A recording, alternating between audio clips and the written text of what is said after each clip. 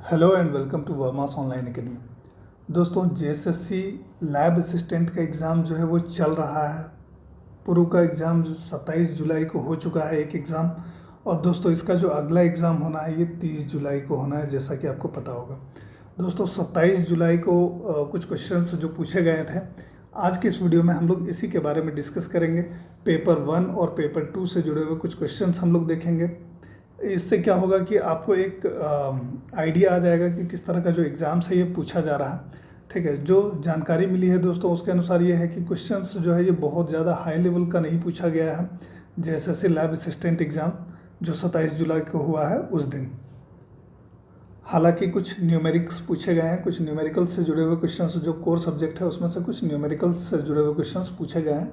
बाकी अगर क्वेश्चंस के लेवल की बात करें तो उतना टफ लेवल नहीं है। क्वेश्चन का लेवल जो है वो इंटरमीडिएट तक का लगभग रहा है। ठीक है, और ग्रेजुएशन स्तर से जो है कुछ एक क्वेश्चंस पूछे गए हैं हालांकि। तो आज हम लोग जो कुछ क्वेश्चंस हम लोगों के हाथ आए हैं, आइए हम लोग देख लेते हैं इसी के बारे में कि किस तरह के क्वेश्चंस पूछे गए हैं। ठीक है, तो इन्हीं पर आज हम लोग डिस्कस करेंगे और उसका आंसर जानने का प्रयास करेंगे। ठीक है, तो शुरू करते हैं आज का ये वीडियो।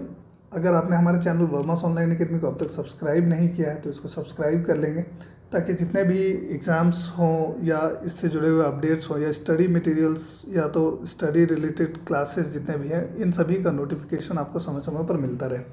दोस्तों, कंप्यूटर से कई सारे क्वेश्चंस पूछे जा रहे हैं जेएसएससी लैब असिस्टेंट के एग्ज़ाम में।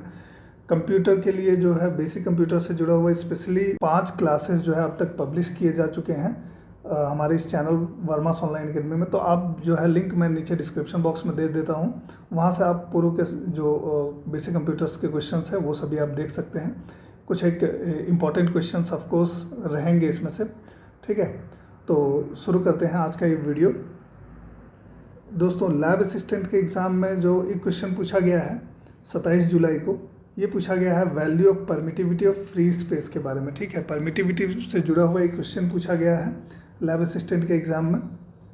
तो दोस्तों, परमिटिविटी कितना होता है, फ्री स्पेस का जो परमिटिविटी है इसका वैल्यू है 8.854 इंटू 10⁻⁻12 फैरेड पर मीटर। ठीक है, परमिटिविटी को आपको पता होगा कि फैरेड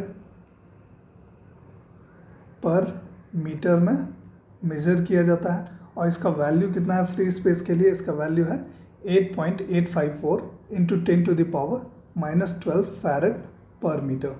ठीक है, तो इस तरह से जो क्वेश्चन पूछा गया है। तो उसके बाद है कि एक्सप्लेनेशन हम लोग कुछ देख लेते हैं कि permittivity is the property of every material. Permittivity क्या है कि किसी भी मटेरियल का एक प्रॉपर्टी है जो क्या करता है, उसके थ्रू से जितने भी इलेक्ट्रिक फील्ड पास हो रहे हों तो उसको वो अपोज करता है, इलेक्ट्रिक फील्ड को पास होने से अपोज करता है। तो ये एक प्रॉपर्टी है किसी भी मटेरियल का, और it is represented by Greek alphabet epsilon. ठीक है, परमिटिविटी को एप्सिलन के रूप में दर्शाते हैं। फ्री स्पेस या हम लोग कहेंगे कि वैक्यूम का जो परमिटिविटी है उसको हम लोग एप्सिलन नॉट के रूप में दर्शाते हैं। ठीक है, और किसी भी रिलेटिव मीडियम का परमिटिविटी जो है ER के रूप में हम लोग दर्शाते हैं, permittivity of some relative medium. तो ये जो क्वेश्चन पूछा गया है परमिटिविटी ऑफ फ्री स्पेस का वैल्यू क्या है, तो 8.854 इंटू 10⁻⁻12 आपको ध्यान रखना है। परमिटिविटी को जो है फैरेड पर मीटर में मेज़र किया जाता है। एक अन्य क्वेश्चन जो हमें जानकारी मिली है, इंट्रिंसिक सेमीकंडक्टर के बारे में क्वेश्चन पूछा गया है। ठीक है, इंट्रिंसिक सेमीकंडक्टर क्या होता है। इंट्रिंसिक सेमीकंडक्टर के बारे में आपको पता होगा कि ये जो है ये प्योर सेमीकंडक्टर्स होते हैं। ठीक है, प्योर सेमीकंडक्टर्स जो कि अपने प्योर नेचर में होते हैं, इनको इंट्रिंसिक सेमीकंडक्टर्स कहा जाता है। ठीक है, और उसको उसमें कुछ इम्प्योरिटीज़ ऐड किया जाता है। ठीक है, और ये इम्प्योरिटीज़ ऐड करने के बाद ये इम्प्योर हो जाता है, इम्प्योर सेमीकंडक्टर, जिनको कि कहा जाता है एक्सट्रिंसिक सेमीकंडक्टर्स। ठीक है, और ये जो पूरा प्रोसेस है एडिशन का, ये जो इम्प्योरिटीज़ को ऐड करने का जो प्रोसेस है इसको डॉपिंग कहा जाता है। ठीक है, तो सेमीकंडक्टर मटेरियल्स जो होते हैं ये प्योर सेमीकंडक्टर मटेरियल्स जो हैं ये इंट्रिंसिक सेमीकंडक्टर्स कहलाते हैं, और डॉपिंग करने के बाद इसमें जब इम्प्योरिटीज़ ऐड हो जाता है तो इनको एक्सट्रिंसिक सेमीकंडक्टर्स कहते हैं। एक्सट्रिंसिक सेमीकंडक्टर्स बनाने का मुख्य कारण क्या रहता है, क्योंकि ये ज़्यादा कंडक्टिव होता है। ठीक है, ये कंडक्शन ज़्यादा उचित रूप में कर पाता है। एक अन्य क्वेश्चन जो पूछा गया है, ये types of radio active decays के बारे में क्वेश्चन आया था कि types of radio active decays जो है ये टोटल कितने हैं, इस तरह का एक क्वेश्चन आया था। तो दोस्तों मोस्ट कॉमनली अगर हम लोग बात करें तो 3 type of radio active decays हैं, अल्फा, बीटा एंड गामा।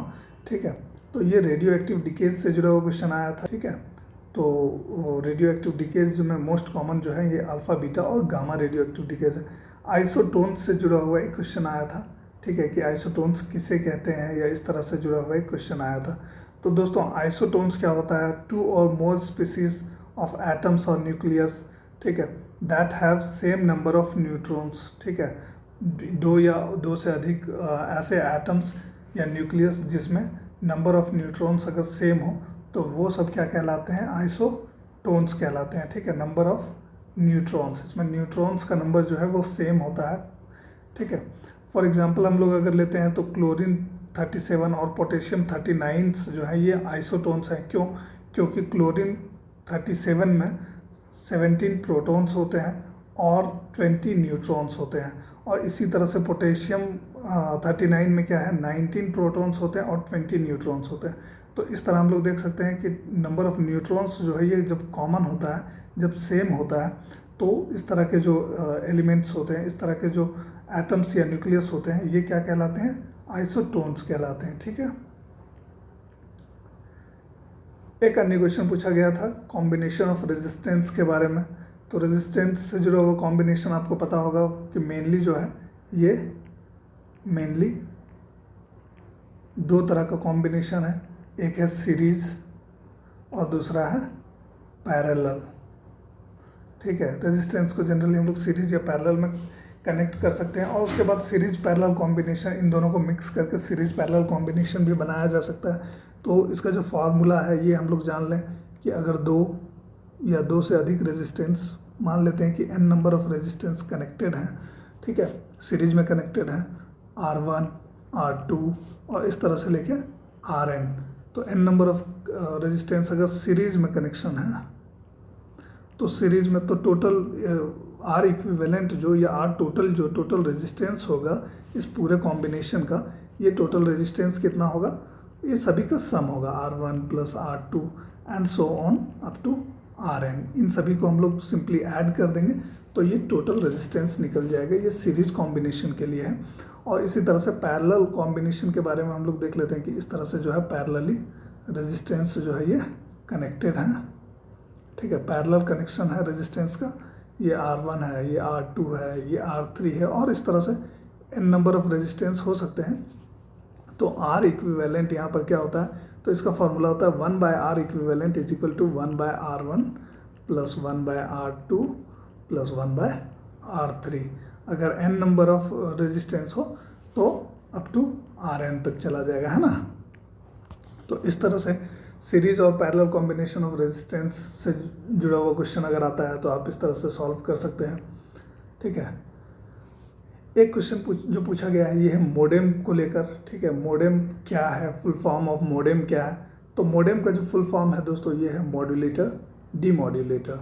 ठीक है, मॉड्यूलेटर डीमॉड्यूलेटर, मॉड्यूलेटर डीमॉड्यूलेटर, यानी कि मोडेम क्या है, एक कंप्यूटर हार्डवेयर डिवाइस है जो क्या करता है, डेटा को कन्वर्ट करता है डिजिटल फॉर्मेट से एक ऐसे सूटेबल फॉर्मेट में जो कि एनालॉग ट्रांसमिशन के लिए जो है सूटेबल हो। ठीक है, जब हम लोग किसी भी सिग्नल को ट्रांसमिट करने वाले होते हैं तो उसको पहले मॉड्यूलेट किया जाता है ट्रांसमिशन के टाइम में, और at the time of receiving इसको यहाँ पर फिर से डीमॉड्यूलेट करके वापस इसके असली फॉर्म में ले आया जाता है।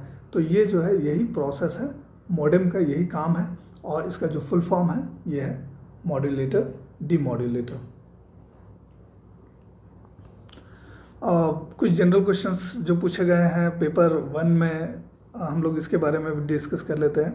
कि एक क्वेश्चन जो पूछा गया था ये था कि झारखंड का सबसे ऊंचा पर्वत कौन सा है।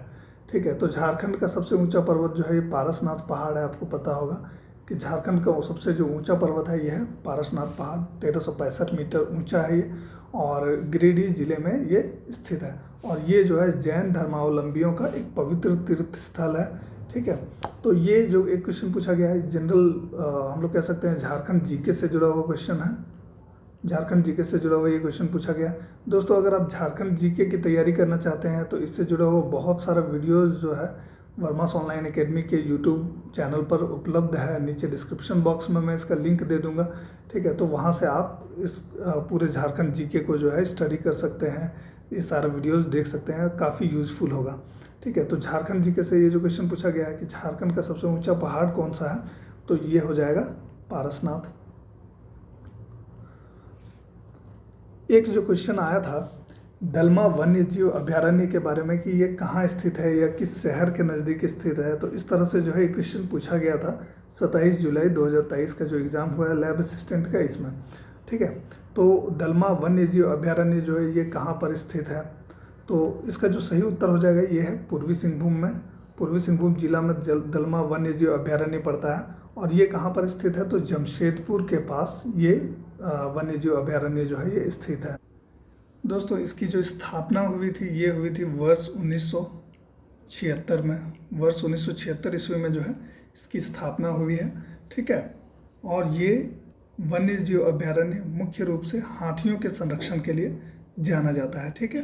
तो ये जो दलमा वन्य जीव अभयारण्य से जुड़ा हुआ एक क्वेश्चन आया था, तो इसका जो उत्तर हो जाएगा ये जमशेदपुर के पास है।